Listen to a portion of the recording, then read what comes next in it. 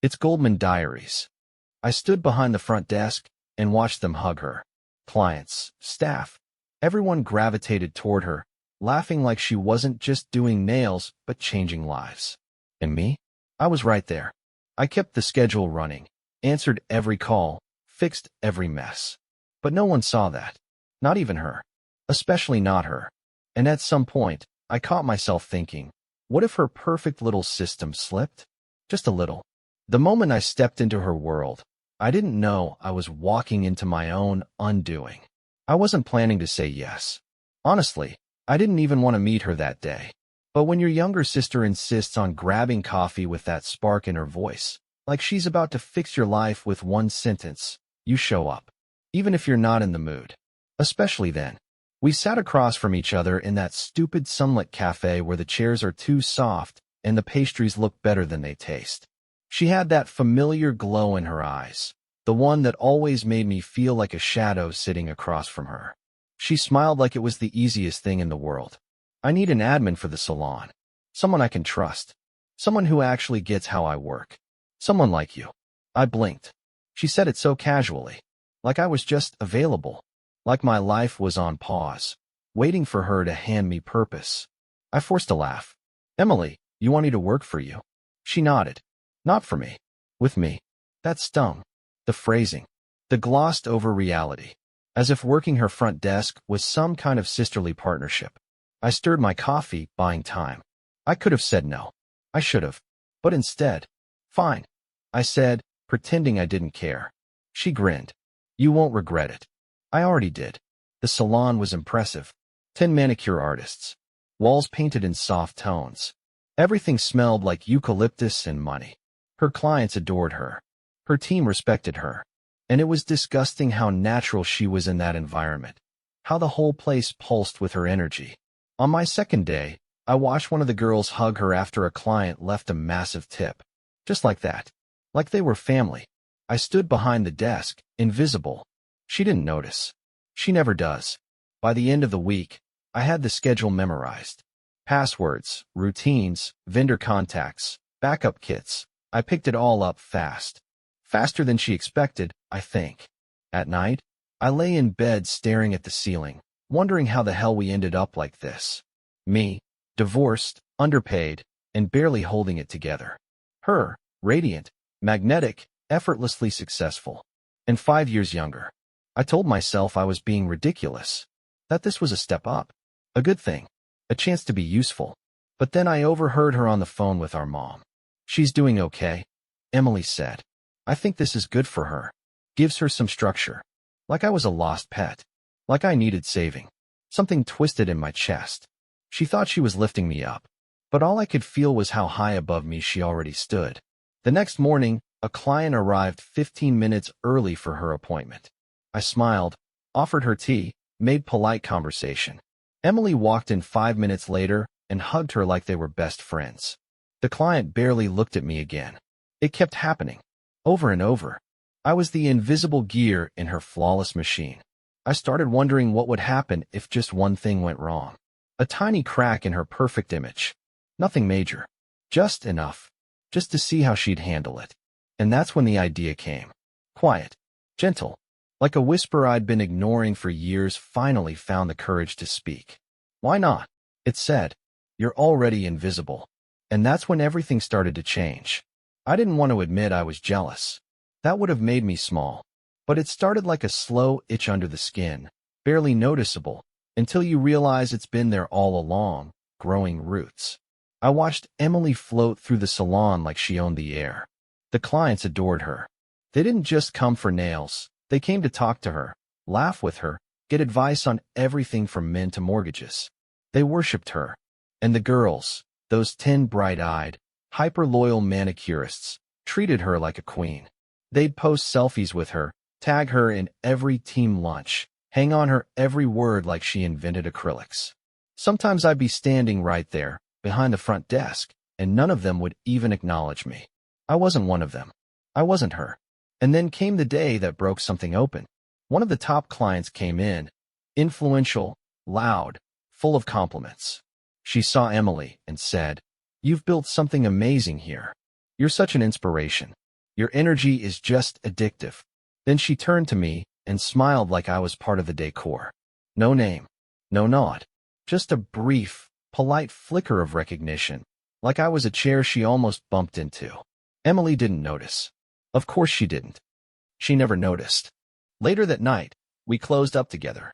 The lights were off except for the soft blue glow from the front display. She was on her phone, smiling at something. Probably another glowing review.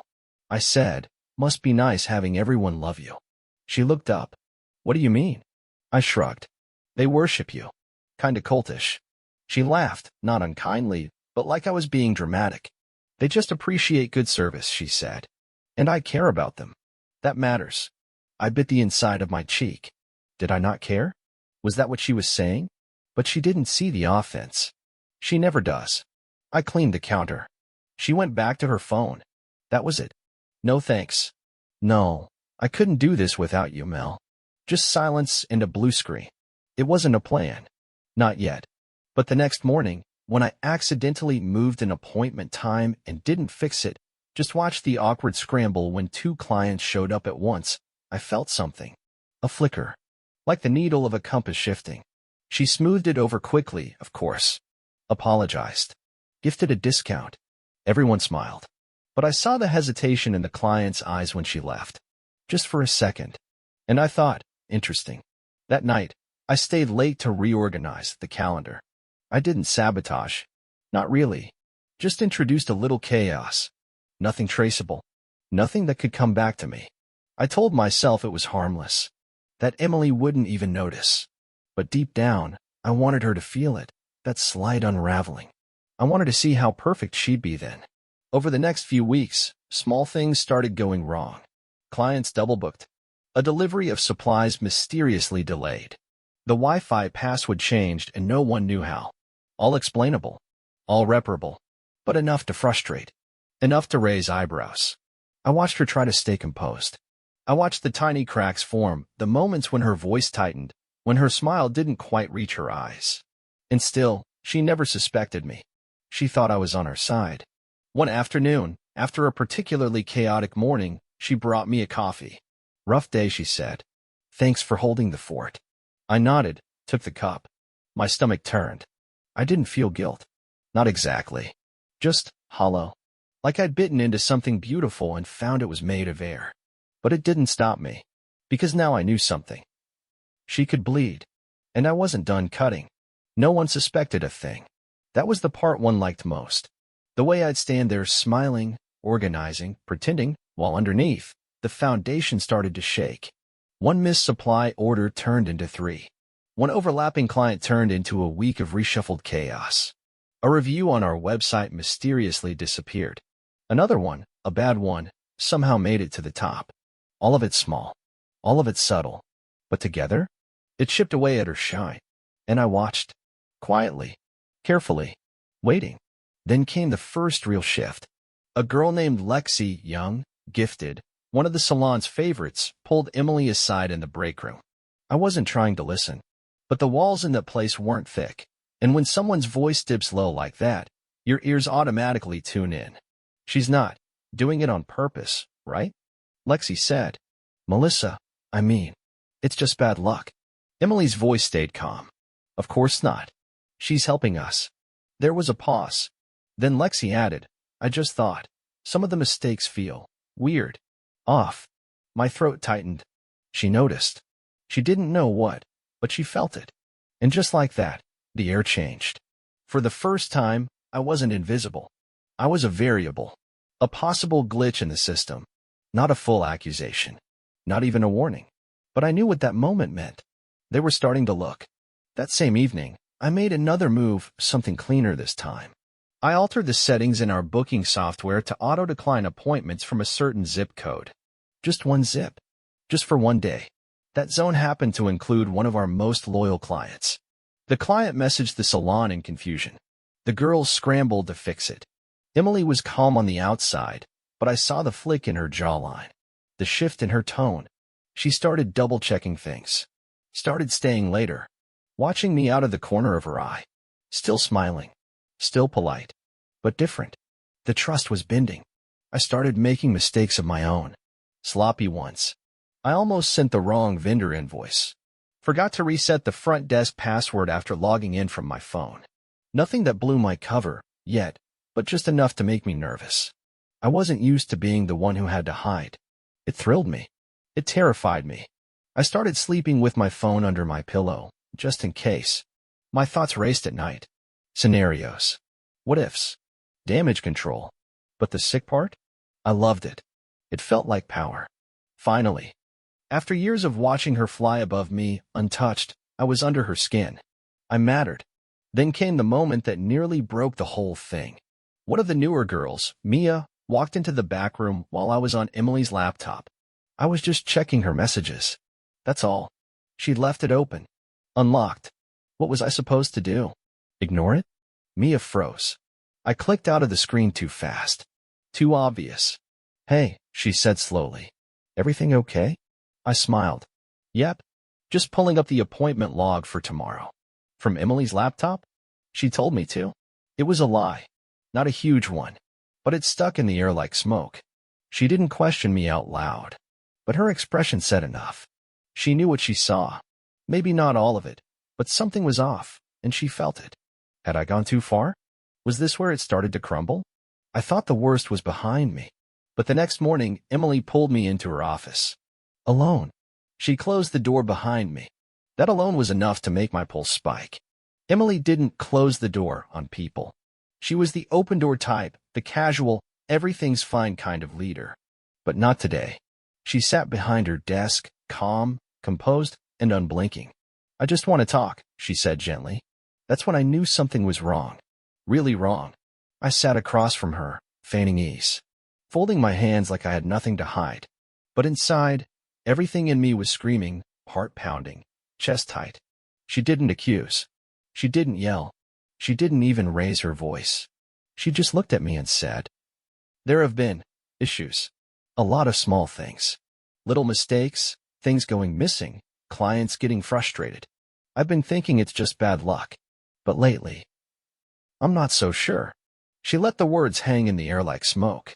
I smiled too quick. Emily, I said, are you asking if I'm behind all that? She held my gaze. I'm asking if everything's okay. With you. That hit harder than I expected. Because the truth was no. No, everything wasn't okay. It hadn't been okay in years. Not since I realized I'd become someone I never wanted to be. Invisible, replaceable, stuck. But I couldn't say that. So I leaned back in my chair and laughed, light and casual. Maybe you just need better Wi-Fi. Or a new booking system. She didn't laugh with me. She just nodded. Slowly. Like she heard the words, but not the ones I said out loud. All right, she said quietly. Let me know if there's anything you need. And that was it. She let me go. I walked out of that office shaking. Not because she'd caught me, she hadn't. Not fully. But because she was starting to. And I didn't know how much longer I could stay ahead. I thought she was bluffing. When Emily said she was stepping away from the salon, I expected some clever twist. A PR stunt. A rebrand. A short vacation maybe. But she meant it. I've been working on opening a second location, she told the team, smiling. And it's time I give this one a new leader. Someone who already knows how everything works. And then she turned to me. Melissa will be taking over full operations. Silence. Dead, suffocating silence. I felt every eye in the room snap to me, shock, confusion, barely concealed doubt flickering through the team. Lexi blinked. Mia crossed her arms. No one clapped. No one said congrats. And Emily, she just smiled. Like she hadn't just handed me a time bomb. After the meeting, she pulled me aside. Her voice was soft. Too soft. You wanted more responsibility, she said. Now you have it. I swallowed hard. You trust me with this? She looked at me for a long time, then said, without blinking, I trust life to sort things where they belong. That wasn't a yes. It wasn't a no either. It was something colder, smarter, unshakable. By the end of the week, she was gone. The office was mine. The desk, the calls, the calendar, the chaos. But it didn't feel like power.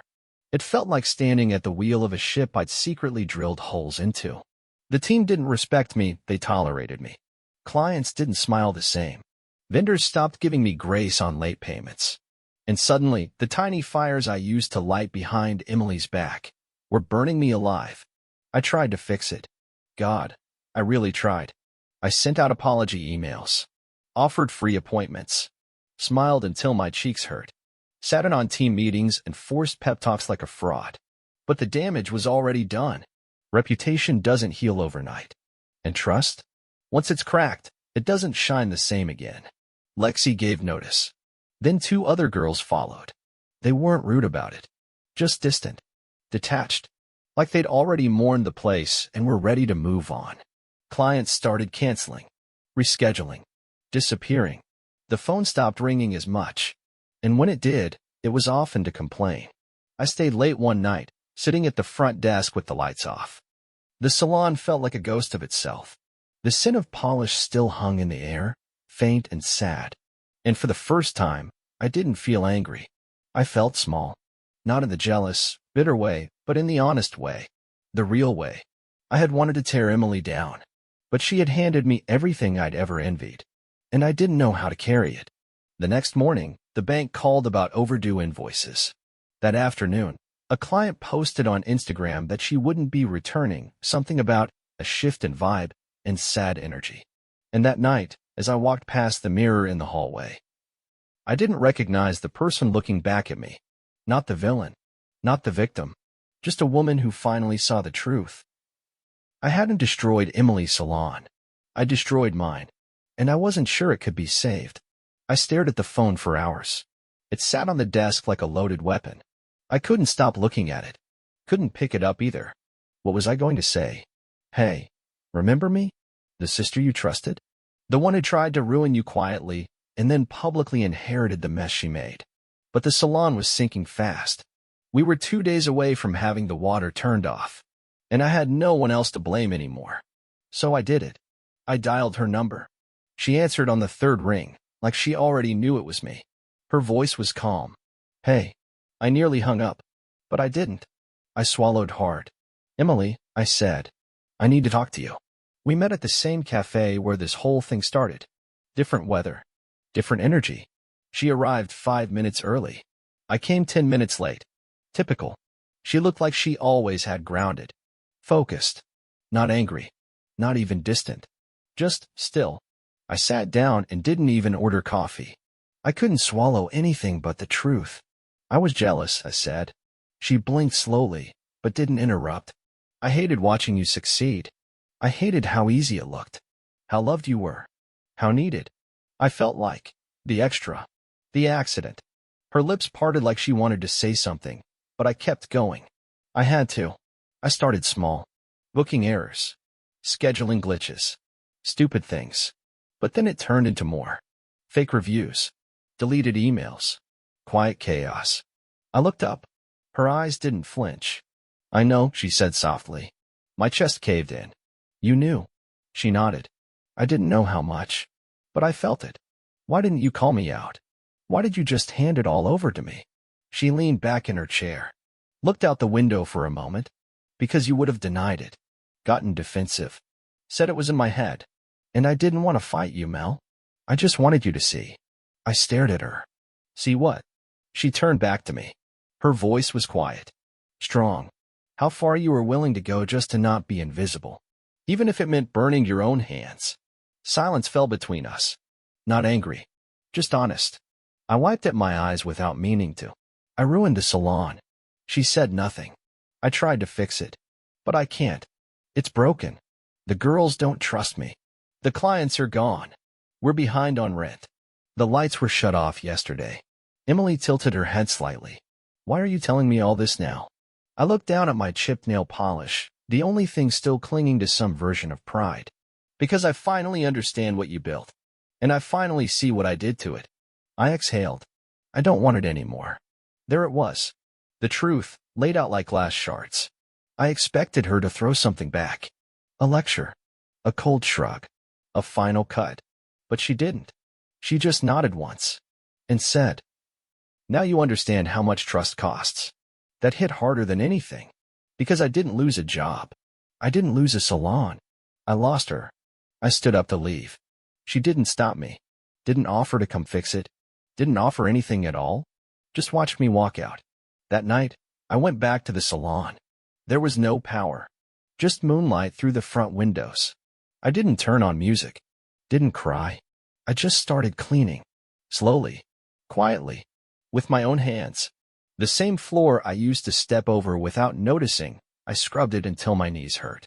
The same polished shelves I once let gather dust, I wiped each bottle like it mattered. But by the time I finally finished cleaning, I knew exactly what I had to do next. I didn't sleep that night. Not out of stress, or guilt, or panic. Just peace.